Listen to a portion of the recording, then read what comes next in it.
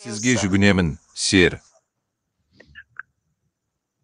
Баршаңызды, бүкіл әлемдегі отбасымды жаңа жылмен құттықтаймын. Менің барлық бауырларым, жаңа жыл құтты болсын. Мен бұл тағы да жапа деп айтар едім. Сіздің өрлеуіңіз. Мен сізге жаңа ғана келдім. Мен біраз абдырап қалдым. Өйткені мен бос қабырғамен сөйлесетінімді енді ғана білдім. Сондықтан бұл өте қиын болды. Мен әлі де желіде жүрмін. Мен әлі де біреумен жеке сөйлескенді жөн көремін. Бірақ дәл қазір мен бос қабырғамен сөйлесіп жатырмын. Бірақ қалай болғанда да, мен сізді жаңа жылмен және 2024 жылмен құттықтаудан бастауға рұқсат етіңіз. Әр жаңа жыл сайын мен әрқашан ойланамын және әдетте барлығы биылғы жыл мен үшін жақсырақ болады деп үміттенемін деп ойлайды Дейв. Биылғы жыл менің өмірімді жақсы жаққа өзгертеді деп үміттенемін. Бірақ содан кейін мен шынымен түсіне бастадым. Дейв, бұл жыл сайын бірдей нәрсе. Жылдың 12 айы бар, қаңтардан желтоқсанға дейін. Бірақ менің жылымды не өзгертеді? Бұл ауа райы туралы емес, айналамдағы адамдар туралы емес. Мен өз өміріме өзгерістер енгізе бастағанда ғана, мен үшін жыл қалай және неге өзгеру керек? Сондықтан, әрине, біз күнделік жүргізе бастаймыз. Біз кесте құрып, жоспарлармен, осының барлығымен жұмыс істегіміз келеді. Бірақ көп жағдайда біздің жоспарлауымыз шынымен жұмыс істемейді. Иә, бізде күнделіктер бар. Онда біз бос қағазға айналамыз. Бірақ қаңтар айының соңына қарай. Мен әдетте өмірімдегі пәндермен айналысамын. Мен бүгін сіздермен бөліскім келеді. Өйткені мен тәртіп деп атайтын нәрсені жасау біз үшін өте маңызды. Шын мәнінде тәртіп сөзі шәкірт сөзінен шыққан. Ол бір нәрсеге немесе біреуге еру дегенді білдіреді. Сондықтан мен тәртіпті құру туралы айтқанда, мен сіздің өміріңізге нені енгізуге тура келетінін айтамын. Мысалы, таңертең белгілі бір уақытта ояну бұл тәртіп. Иә, және бұл әдетке айналады. Ал егер біз оны күнделікті қолданатын болсақ, тәртіп әдетке айналады. Таңертең оянғанда, сондықтан мен таңертең оянғанда бірінші кезекте не істеуім керек? Дейв, мен төсегімді жинап жатырмын. Неге? Өйткені мен өз ісіммен айналысқаныма бірден қанағаттануым керек. Сондықтан, төсекте өзіңізді ретке келтіріңіз. Төсегіңізді ретке келтіріңіз. Сондықтан, сіз оны әскерде көріп, таба аласыз.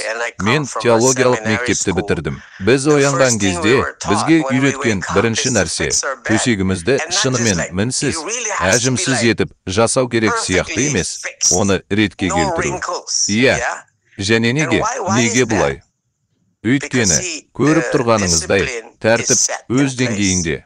Бұл тәртіптің әліпбиіне ұқсайды. Таңертең оянғанда төсегіңізді жинаңыз. Душ қабылдаңыз, шомылыңыз, солай емес пе? Тыныш жерде 10 минут отырыңыз, 15 минут дұға етіңіз, медитация жасаңыз.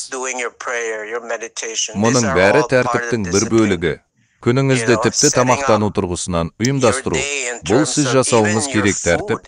Өйткені сіз күнді шаңсорғыш сияқты жалғастыра алмайсыз, және жай ғана қолыңыздан келгеннің бәрін жеңіз.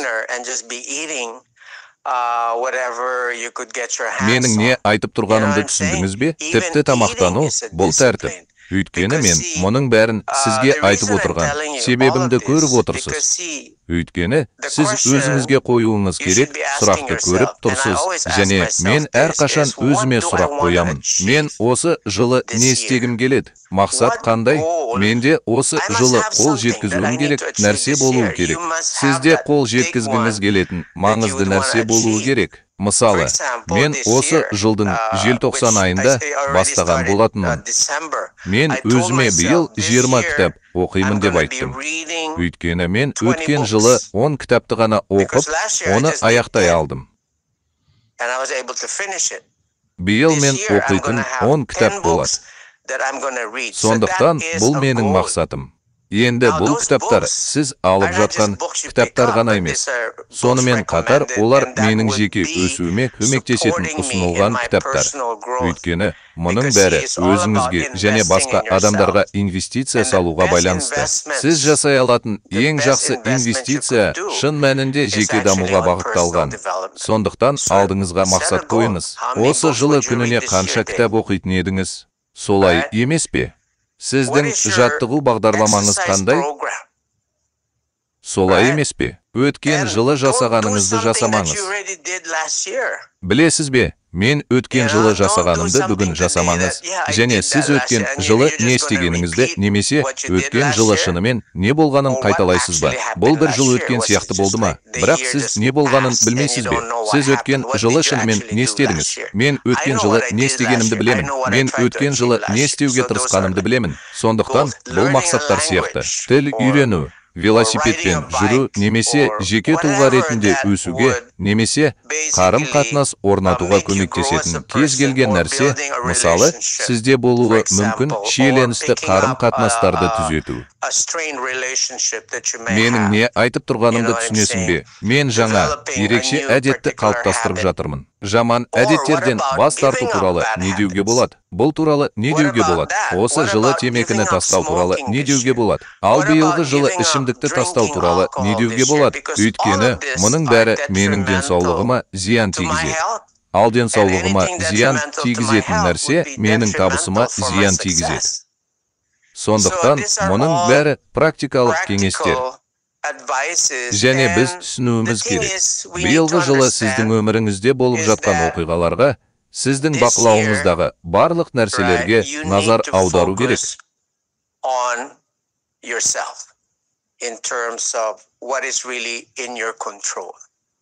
Өйткені ауа райы, ертең не болатыны, адамдардың қалай әрекет ететіні, ертең өзіңізді қалай ұстайтыныңызға байланысты болады. Айналаңызда әртүрлі адамдар болады. Сіз бұл нақты оқиғаларды басқара алмайсыз. Сіз басқара алатын жалғыз әдіс өзіңізді шынымен бақылау және бұл туралы хабардар болу. Осылайша сіздің басты назарыңыз ауа райына және айналаңыздағы адамдарға жауап бермеуге бағытталады. Сіз тек өзімді дамытуым керек пәндерге назар аударуыңыз керек. Бұл қандай нәрселер? Міне, сіз қалам алып, осы пәндерді талдауға тырысасыз. Мен пәндерді көргенде олардың бірізділігін байқаймын. Мен мұны әрқашан стир студенттеріне және басқа да көптеген адамдарға үйреткенім есімде. Дейв, мен мұны сіздермен, жапондықтармен, жапондық кайзен принципімен бөлістім. Бұл олардың тәртіпті қалай дамытатыны, оларға 1 минутты, бар болғаны 1 минутты алады. Бұл бар болғаны 60 секундты құрайды. Кез келген тапсырманы орындау үшін. Мейлі ол қалың кітап оқу болсын. Мен 1 минутты ғана жұмсаймын. Мен сізге айтқанымдай, Дейв, мен биыл 1020 кітап жазайын деп едім. Жарайды. Сондықтан мен 1 минут, 2 минут, 1 кітап оқимын. Міне, солай. Білесіз бе, жазып алыңыз. Мен қазір, әрине, күніне 30 минуттан 1 сағатқа дейін кітап оқуға жұмсайтын едім. Бірақ мен 10-нан 20-ға дейін кітап оқитын едім. Сіз мұны істеп жатырсыз, және сіз осы принциптерді ұстанасыз. Бұл әдетке айналады. Және сіз өзіңізді дамыта бастағанда, не болатынын түсіне бастайсыз. Сіз тәжірибе жинайсыз, бірақ тәжірибе емес. Кейбір адамның 30 немесе 40-шы жылдық тәжірибесі қажет болған білім, және олар оны сізбен кітапта бөліседі. Бұл дегеніміз, сіз 30-шы жылдық өмірлік тәжірибесі бар адамнан алған білімдерін толық меңгере аласыз, және жай ғана тыңдау арқылы сіз оны осылай меңгере аласыз. Бұл оларға 30-шы, 20-шы, 40-шы жыл қажет болды. Бірақ сіз оны бірден меңгере аласыз. Мен кітап оқу пәнін қайтадан қолға алдым. Есімде, мен Виджеймен кездескенде, мен ол кезде кітап оқуға онша құмар емес едім. Бірақ мен оны кездестіргенімде, ол маған кітап оқуға кеңес берді. Мен бұл әдетімді дамытуым керек болды. Иә, сондықтан мұның бәрі өте маңызды. Әрине, жаттығу жасаңыз. Мен әрқашан, егер сіз сау болғыңыз келсе, солай емес пе, деп айтар едім. 60-қа келгенде бастамаңыз, қазірден бастаңыз. Қартайған кезде бастамаңыз, немесе ауырған кезде бастамаңыз. Бірден бастаңыз, жаяу жүріңіз. Дені сау болу үшін біз жасай алатын көптеген нәрселерді тегін жасауға болады. Жаяу жүру тегін. Отжимание жаттығулары тегін, жүгіру тегін, Иран жүзу тегін дегенді білдіреді. Біз олардың көпшілігін қабылдай аламыз. Сондықтан, тағы да қайталаймын. Алдағы жаңа жылда біз тәртіпті таңертең отырып, монамызды жасай алатындай етіп, бейімдеуіміз өте маңызды. Өйткені біз шынымен жазып, ой елегінен өткізе алатын, интроспекция жасай алатын, және қандай да бір жолмен алдын ала болжай алатын тыныштық туралы уақыт.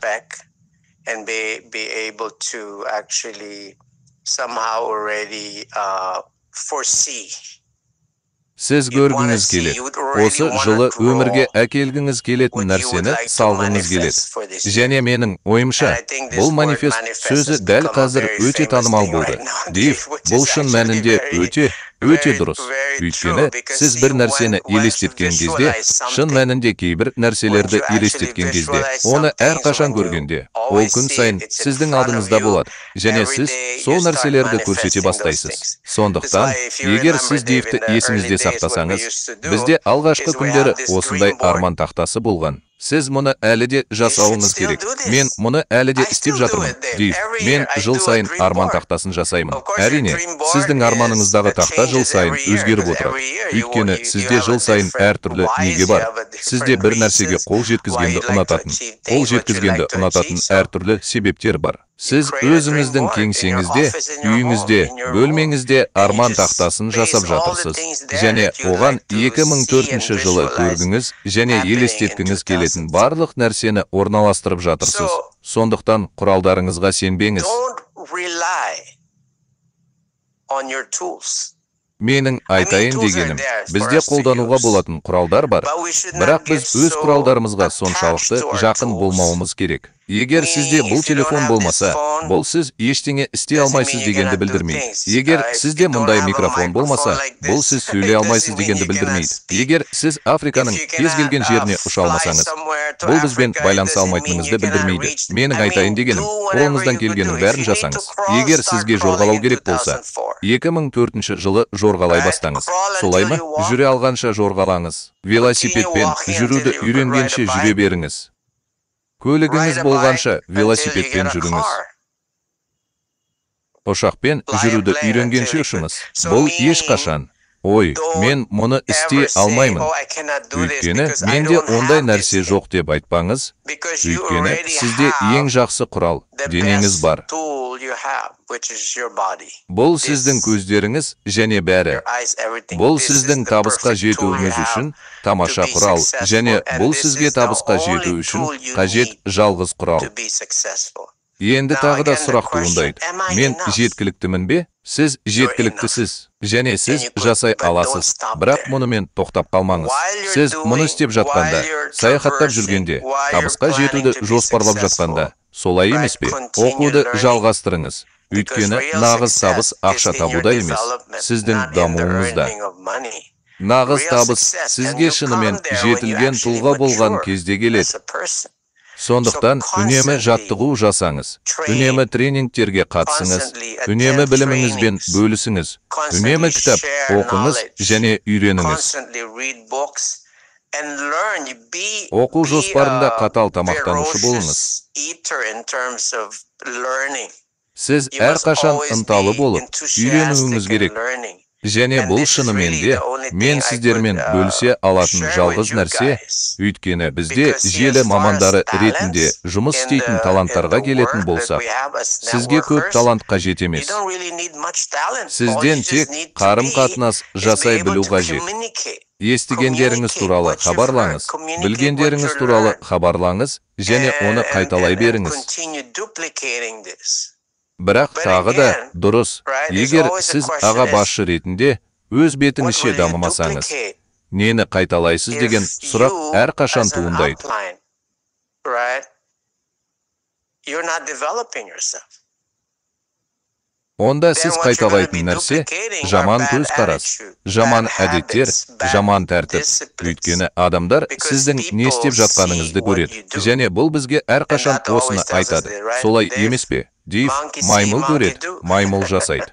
Солай емес пе? Ал біздің бағыныштыларымыз маймылдар және олар біздің қандай маймыл екенімізді көреді. Сондықтан бұл өте маңызды және мен оны қайта-қайта атап өткім келеді. 2024 жыл ерекше жыл. Әр жыл ерекше. Бірақ бізде сізде бар нәрсе бар.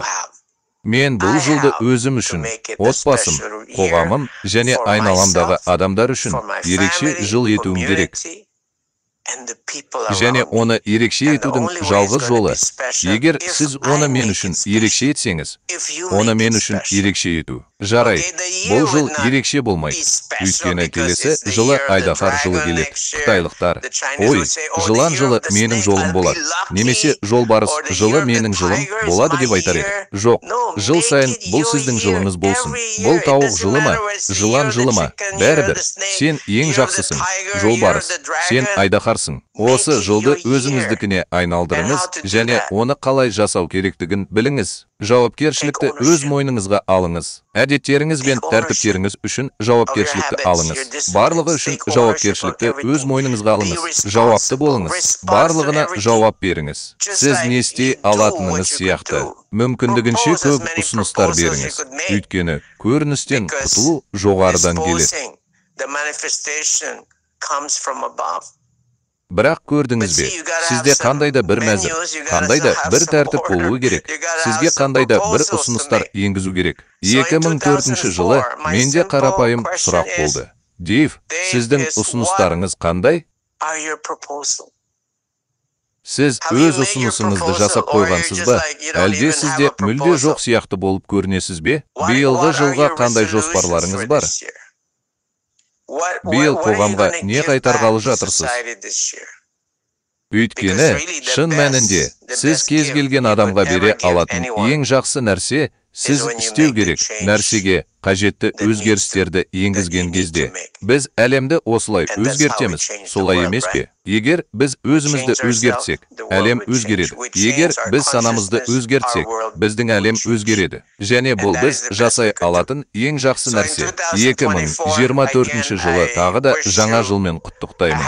Өйткені бұл жаңа жыл ерекше. Өйткені біз бұл жаңа жылды үлкен жарылыспен бастаймыз. Және мені, Датоны, Патманды және басқа серіктестерді шақырамыз. Баршаңызды адамзатқа көмектесу үшін, бүлік шығаруға, биікке көтерілуге шақырамыз. Осы мақсатта біз сіздермен осы жылдың басында кездесіп отырмыз. Негізінен сені тепкілеу, шапалақпен ұру, ояту үшін. Жарайды. Жоғарыда айтылғандай, мен сәлем деймін. 2024 жылы оян, тағы бір жылды босқа өткізбейік. Жарайды. Өткен жылға қараңызшы, солай емес пе? Егер сіз өткен жылы жетістікке жеткен болсаңыз, жарайды. Керемет. Бұл туралы мақтанбаңыз.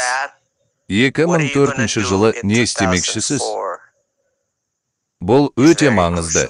Өйткені 2004 жылы келесі жылы не істейтініңіз сіздің 2025 жылыңызды анықтайды. Биыл өткен жылы не істегеніміз биылғы жылды да анықтайды. Бірақ қазір тек 4 қаңтар, әлі кеш емес. Біз биылғы жылы тарихтағы ең үлкен жарылысты жасай аламыз. Оны биылғы жылы келесі жыл болмайтындай етіп жасаңыз. Биылғы жылы біз осыған назар аударуымыз керек. Сондықтан рахмет. Барлығыңызға сөз сөйлеуге шақырғандарыңыз үшін және баршаңызды жаңа жылмен құттықтағандарыңыз үшін көп рахмет. Мен сізді жақын арада біздің Франстың бірінде, алдағы Франсте көруіңізді тілеймін. Жапа, иә. Кеше басшы желі айына кемінде 15 презентация жасау керек деген үшінші ереже туралы айтты.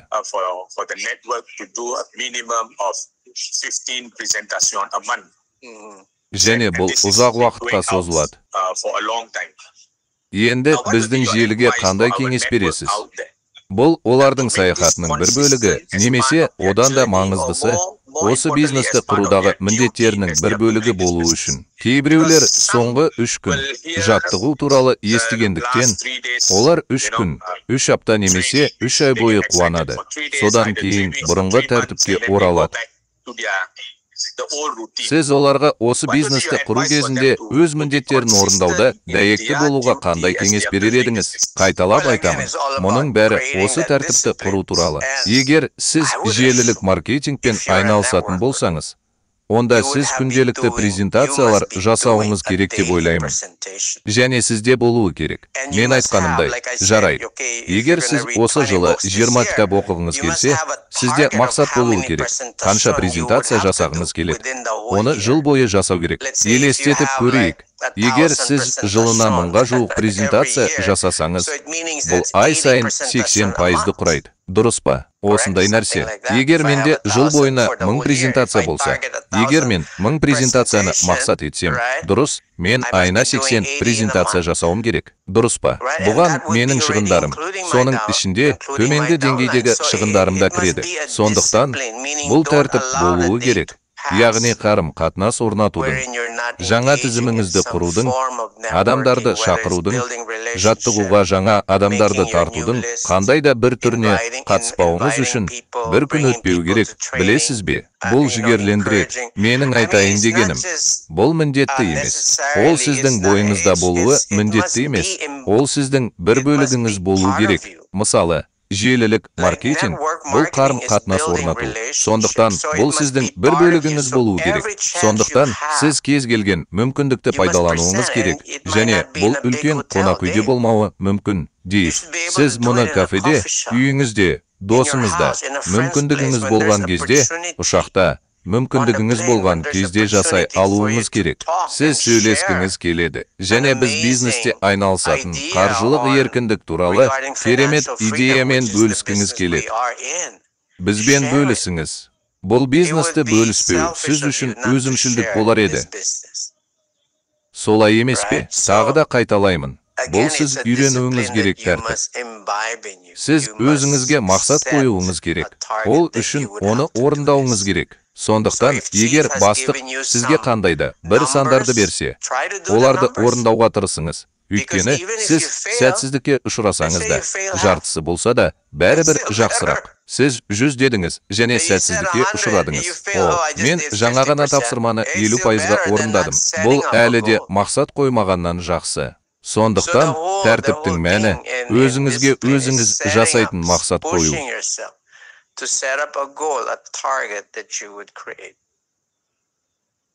Мен тағы да қайталаймын. Тәртіп, таңертең төсегіңізді жинау, өйткені бәрі қарым-қатынасқа байланысты. Мен мұны істеуім керек. Тіпті жалқау болсам да, мұны істей алатын қызметші болса да, мен мұны істеуім керек. Егер мен бірдеңе көрсем, мен мұны істеуім керек. Сондықтан сізде бұл бар. Тізіміңізді қараңыз, кестеңізді қараңыз. Мен желіде жұмыс істеймін. Енді айтыңызшы, мен өз презентациямды қайда қоя аламын? Ол бір жерде бекітілуі керек. Сіздің мақсатыңызға жету үшін, оны 24 сағат ішінде бір жерде бекіту керек. Сондықтан, шын мәнінде жоқ, біздің бизнесіміздің мәні сізге ешкім қысым жасамайды. Сіз өзіңізге қысым жасауыңыз керек. Өйткені сіздің жоспарыңыз тәулігіне 24 сағат сізбен бірге емес. Instagram немесе Netflix сияқты әлеуметтік медиа әлеміне ену қаншалықты оңай. Бұл мәселе. Көрдіңіз бе? Бұл мен үшін алаңдататын нәрселер болса да, сіз алаңдататын нәрселерден аулақ болуды үйренуіңіз керек. Өйткені алаңдататын нәрселер Дейвтің ауырсынуын басатын дәрілер. Білесіз бе, сіз ойлануға, жоспарлауға немесе кітап оқуға тырысқанда бұл ауырады. Иә. Сондықтан үзіліс жасау керек. Сондықтан сіз теледидар көріп, телефон тұтқасын көтересіз. Бұл ауырсынуды басатын дәрілер. Бірақ сіз оны 2-3 сағат бойы көре алмайсыз. Қаласаңыз, 10 минуттық үзіліс жасау пайдалы. Жарайды. Міне сіздің телефоныңыз. Ең көбі 10-15 минут. Таймерді орнатыңыз. Мен әрқашан Apple Watch'ты қолданамын. Мен таймерді қоямын.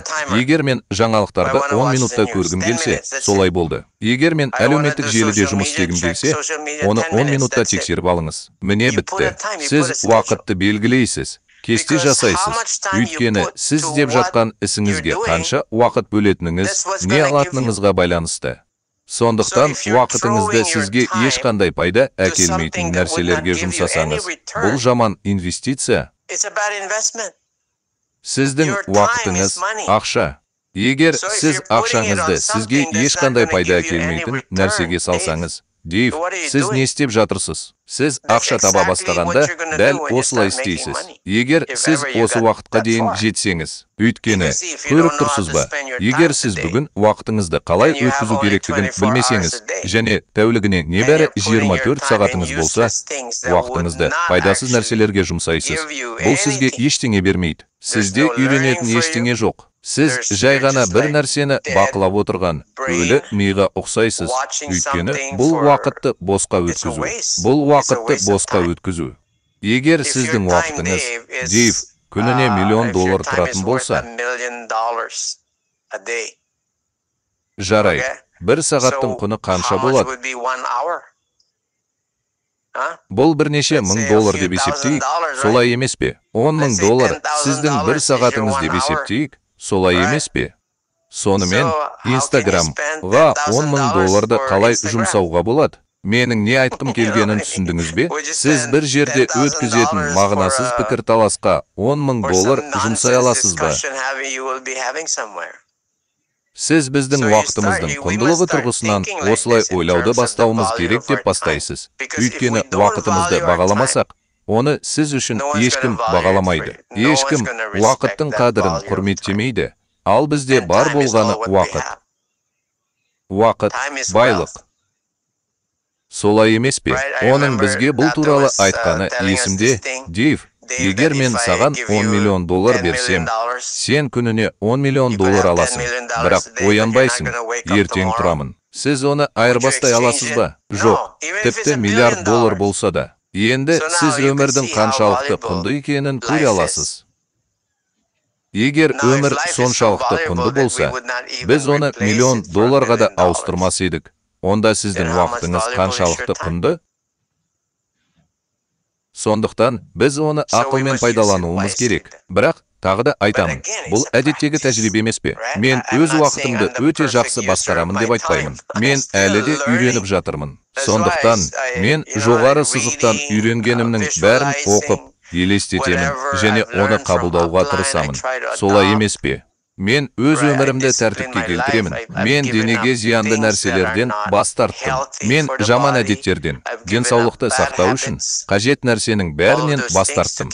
Өйткені мен ұзақ және күшті болғым келеді. Менің не айтқым келгенін түсіндіңіз бе? Сондықтан, мұның бәрі біз өзімізге арнауымыз керек нәрселер. Бұл сіздің жоғары басшылығыңыздың алдындағы міндеттеме емес. Бұл менің алдымдағы міндеттеме емес. Бұл ешкімнің алдындағы міндеттеме емес. Бұл сіз өзіңіз қабылдауыңыз керек міндеттеме.